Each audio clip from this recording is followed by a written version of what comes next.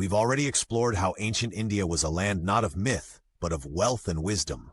A civilization that traded with China, Southeast Asia, and Africa long before Europe even knew the Indian Ocean existed. We spoke about Vasco da Gama, who didn't discover India. He merely found a sea route for Europeans to reach a land that was already thriving, already global, already proud. And we saw how the British came not with guns but with ledgers, stepping in as traders, spotting cracks in a rich and complex society, and then widening those cracks into full-scale domination.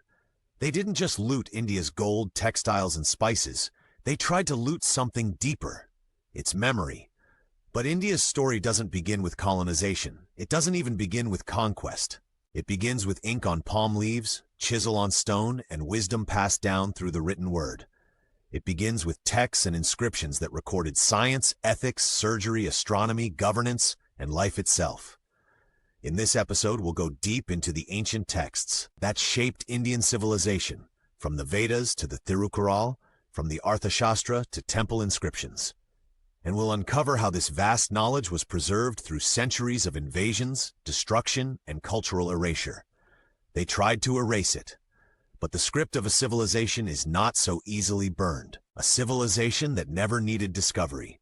For centuries, the West taught us that India was discovered, as if it were waiting in darkness until Europe arrived. But the truth is, India was never lost. It was thriving, radiant, and fully aware of its place in the world. Centuries before the British or even the Portuguese arrived, India was actively engaged in global trade. From the ports of Lothal and Muziris, Indian merchants sailed to Africa, Arabia, and Southeast Asia.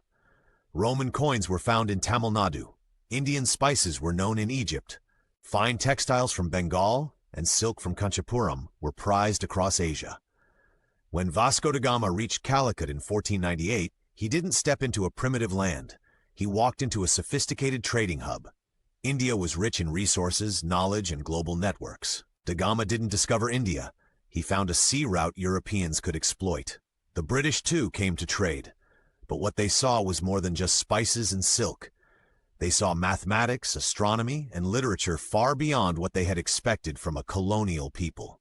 And slowly, through manipulation, alliances, and exploitation, they turned trade into conquest.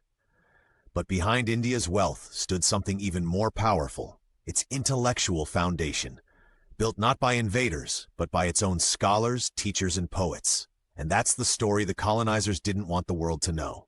Ancient texts on science and society. India's intellectual tradition was never limited to religion or philosophy. It extended boldly into science, medicine, mathematics, economics, and political strategy. Ancient Indian texts reveal a civilization that observed, experimented, documented, and debated with precision that still stuns modern scholars. Take the Arthashastra, attributed to Chanakya, also known as Kautilya, dated to around 350 BCE. This was not a spiritual manual. It was a political science textbook centuries ahead of its time. It explained in detail how to run a kingdom, collect taxes, manage spies, negotiate diplomacy, and even maintain ethical governance, all grounded in realism and statecraft. In medicine, the Charaka Samhita circa 200 BCE and the Sushruta Samhita circa 600 BCE were encyclopedias of knowledge. Sushruta, widely regarded as the father of surgery and one of the earliest surgeons in recorded history, have described over 300 surgical procedures, from cataract surgery to bone setting and skin grafting, using tools that would look familiar even today. These texts weren't experimental guesses. They were based on centuries of empirical observation and clinical practice. Mathematics and astronomy thrived too. Aryabhata, born 476 CE, calculated the value of pi, theorized the rotation of the Earth, and developed trigonometric functions long before the West even conceived them. While the symbol for zero had already appeared as a placeholder in Indian mathematics, it was Brahmagupta in 628 CE who formally defined zero as a number, with rules for arithmetic operations involving it. More remarkably, Brahmagupta also introduced the concept of negative numbers and algebraic equations in his seminal work, the Brahmasfuta Siddhanta. This was a world where intellectuals were revered, not silenced. Temples supported mathematicians, kings sponsored universities, and knowledge was shared, from the classroom to the cosmos. Sangam era and Tamil literary brilliance. While the North preserved its legacy through Sanskrit and Vedic texts, the South, especially Tamil Nadu, developed an equally rich and independent intellectual and literary tradition. The Sangam era, which flourished between 300 BCE and 300 CE, gave rise to some of the oldest surviving secular literature in the world, composed in classical Tamil. Sangam literature wasn't mythology, it was documentation of society, ethics, war, love, trade, and governance. Poems and works like the Purananuru, Akananuru, and Kurunthogai vividly describe democratic assemblies, market regulations, maritime trade, and ethical codes for rulers and warriors. These weren't fantasies, they were real observations, crafted by poets, court scholars, and even common citizens, including women. One of the crown jewels of this era is the Silapatakaram, written around the 2nd century CE, which chronicles a tragic story of injustice while offering detailed insights into urban planning, music, dance, and the role of justice in ancient Tamil society. The Manamekalai, a sequel text, dives deeper into Buddhist ethics and the plight of women. But towering above all is the Thirukkural, attributed to Thiruvalluvar and dated roughly to the 1st century BCE. With 1,330 couplets, this concise masterpiece covers everything, from personal morality and love to politics and economics. The Thirukkural is revered not just in Tamil culture but globally. Translated into over 40 languages, it's often compared in moral force to the Bible and Confucian Analects. These texts prove that Indian literature wasn't confined to the divine.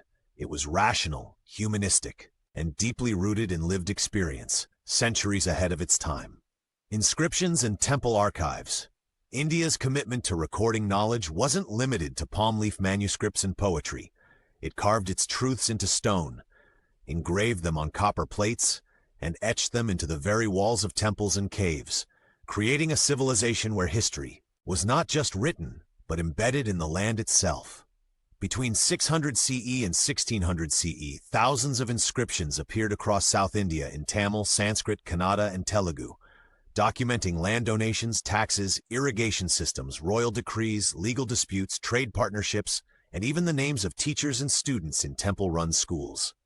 These weren't mythic tales. They were government records, etched in granite, the ancient equivalent of official gazettes. In Tamil Nadu, temples like those in Thanjavur, Madurai, and Chidambaram hold tens of thousands of inscriptions, some still being translated today. They describe village-level elections, legal arbitration methods, and social welfare provisions, proving that structured civil administration was thriving while much of Europe was still in feudal darkness. One of the most fascinating examples of grassroots democracy is the Kudavolai system, practiced during the Chola period around the 10th century CE. Eligible citizens would write the names of candidates on palm leaves, fold them, and drop them into a pot, electing leaders based on merit, integrity, and age, centuries before modern democracies existed. Even more remarkable is that these inscriptions survived floods, invasions, and time because they were meant to last. Stone didn't burn, copper didn't rot, and India's scribes and temple administrators treated record-keeping as a sacred duty, ensuring that truth was never lost to silence. The colonial distortion. If India had such a vast and detailed written history, why do so many still believe it was a land of myths and oral tales until the British arrived?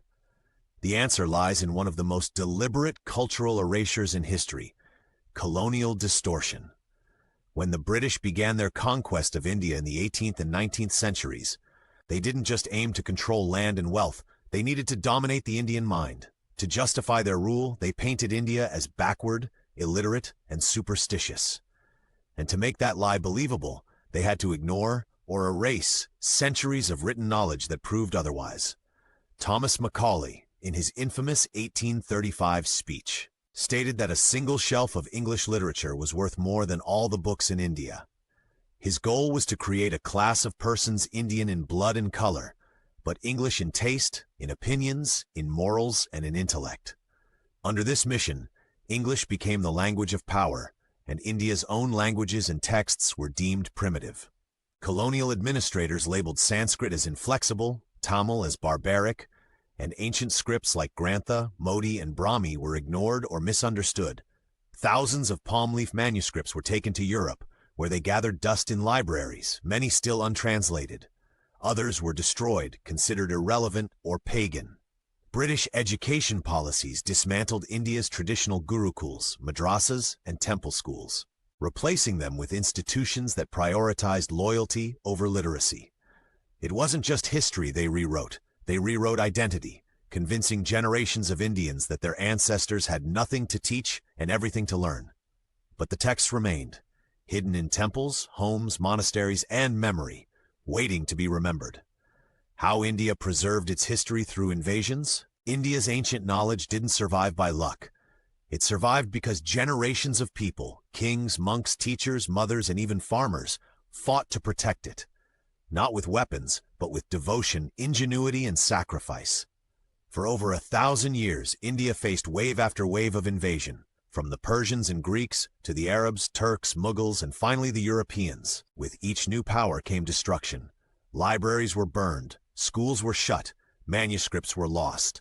The legendary Nalanda University, home to over 9 million texts and thousands of scholars, was set ablaze in the 12th century, its flames reportedly burning for months.